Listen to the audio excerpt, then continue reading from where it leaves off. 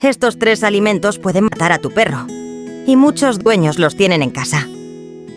Número 1. Chocolate. Contiene teobromina, que pueden causar vómitos, convulsiones y hasta paro cardíaco. Número 2.